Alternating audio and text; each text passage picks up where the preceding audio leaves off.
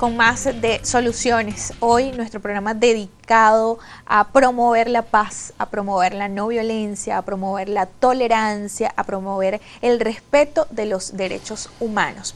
Les dejaba una pregunta al aire y era justamente cómo analizar este tema de cuando tenemos gobernantes con discursos hasta un tanto violentos, autoritarios a lo mejor en algunos casos, en las pantallas, en los medios de comunicación.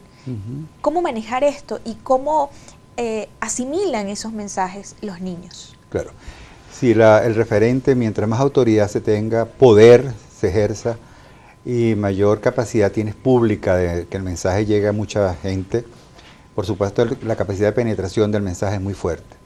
Si el niño escucha ese mensaje y no puede hacer una lectura crítica porque no tiene familiar o un entorno que le permita entender que esa no es la forma de comunicarse, que esa no es la forma de poder reflexionar o de un poco analizar lo que está pasando, el niño va a crecer con la idea de que eso es válido. Entonces un poco en la LOMNA está, en la Ley Orgánica de Educación, la lectura crítica de los medios de comunicación, está establecido. Ahora, ¿cómo hacerlo? De tal manera que él tampoco irrespete la autoridad, desconozca la autoridad, sino entender que no es la forma, aunque la autoridad sea autoridad. Yo sé que no es una tarea fácil, sobre todo en un momento en donde hay que tener mucho cuidado porque pasa lo otro, que el niño comienza a repetir o son utilizados los niños para hacer algún tipo de propaganda de tipo político. Entonces se ponen en boca de niños discursos que no son de ellos, que no respetan su proceso evolutivo, que los ponen en riesgo, porque en una sociedad violenta, cuando un niño asume un discurso que no es de él, lo repite, claro, él puede ser agredido, porque hay tensiones, como tú bien decías al inicio del programa. Claro, porque cómo lo ven sus compañeritos, por ejemplo, en la escuela, sí te estoy viendo, pues que estás dando un mensaje que a lo mejor no es con el que yo, es así. yo pues comparto.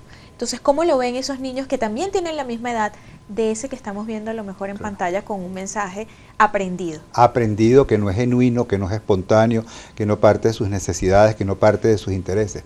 Y sobre todo es muy duro que una niña, por ejemplo, de 5 años, diga que pase lo que pase, seguimos siendo leales.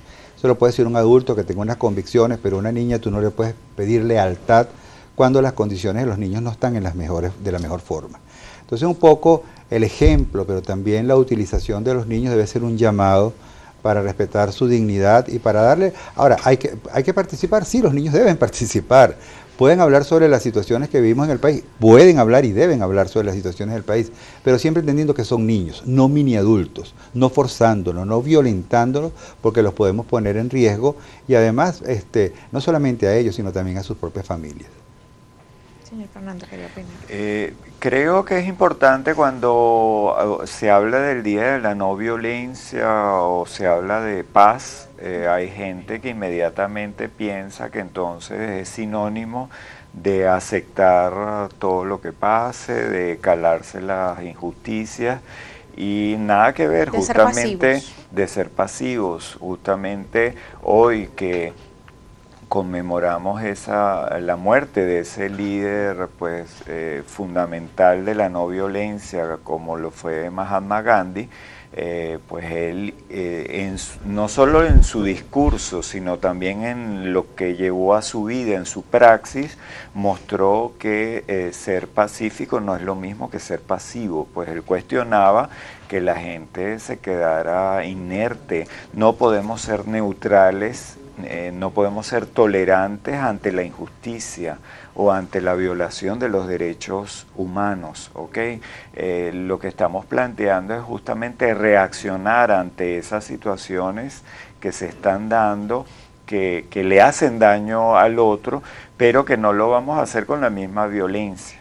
Cuando en la escuela se ha naturalizado en algunas prácticas de colegas que uno los ve y la respuesta es más violenta que la del comportamiento que generó ese castigo, esa reacción, que el comportamiento de los propios muchachos. Cuando es más violenta nuestra reacción, justamente estamos dando el contramensaje. estamos dando la idea de que la violencia es la vía, de que la violencia, el que tiene más fuerza y más poder, es el que impone sus criterios, y justamente eso es lo que estamos cuestionando en un día como hoy, y que nuestras escuelas deben ser espacios de formación ciudadana, demostrar justamente que la no violencia es una respuesta ciudadana activa que busca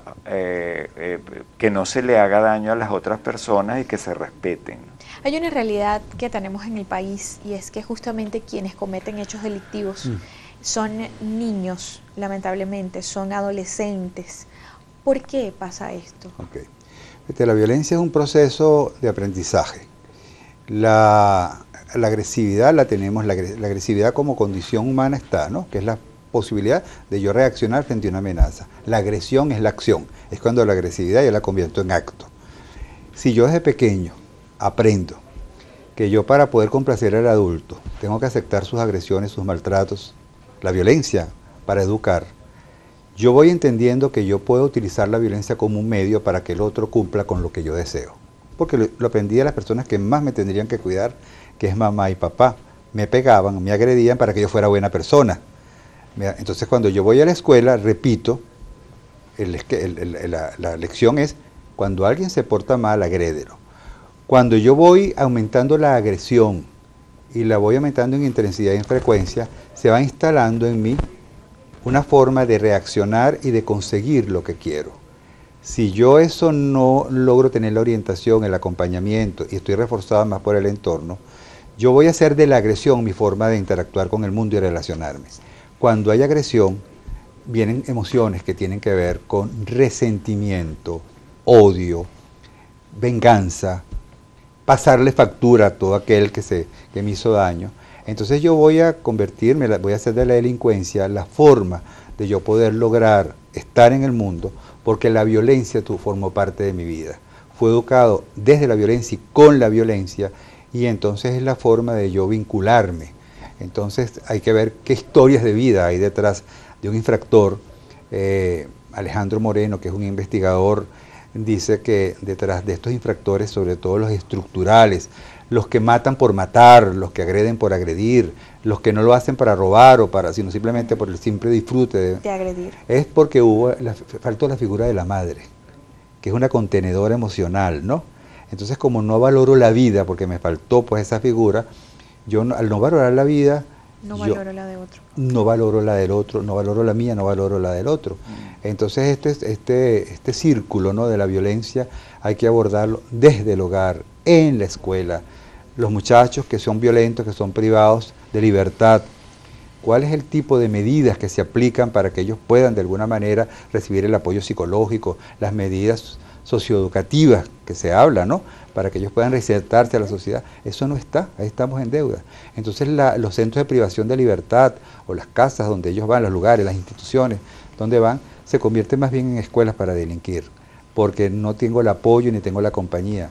Entonces hay que ver, detrás de un acto delictivo siempre hay una razón que no justifica para nada el acto delictivo, pero que tendríamos que prevenir desde los primeros años para crear el apoyo a las instituciones, los programas, y ahí estamos en déficit. En cuanto a legislación para evitar o promover la paz en nuestro país, promover la tolerancia, la no violencia, ¿cómo estamos en Venezuela? Bueno, yo creo a nivel de los propios niños tenemos leyes, o sea, la Convención sobre los Derechos del Niño, que es un tratado universal de derechos humanos, la propia LOGNA.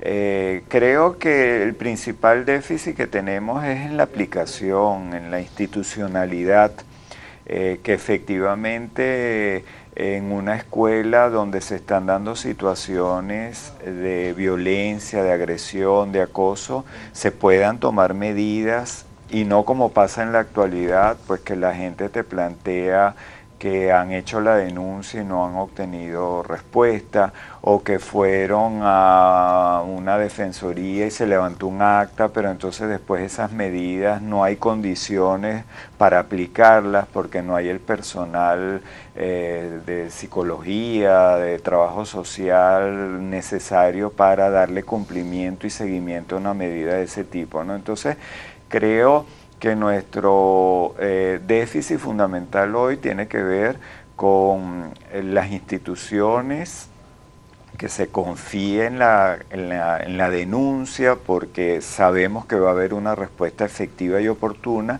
y en la propia capacitación del personal en las escuelas, los propios docentes. Tenemos muchos docentes rotando, que por la situación económica están migrando a otros países, a otros sectores productivos, están en una estrategia de sobrevivencia que justamente nos están de alguna manera estamos descapitalizando también en un elemento fundamental para que lo que dice la ley pueda ser aplicado y respetado, ¿ok? Que sabemos que independientemente de que estés en una escuela pública, en un colegio privado, nacional o municipal, independientemente de la tendencia política que pueda tener cualquier autoridad, se va a aplicar por igual la ley en cualquiera de los espacios. Eso es algo fundamental para que como sociedad eso que está en el papel cobre vida en la práctica. Nos vamos a hacer una pausa, ya regresamos con mucho más, conversando hoy sobre la no violencia y la paz, a propósito que es el Día Escolar de la No Violencia y la Paz. A la pausa y ya volvemos.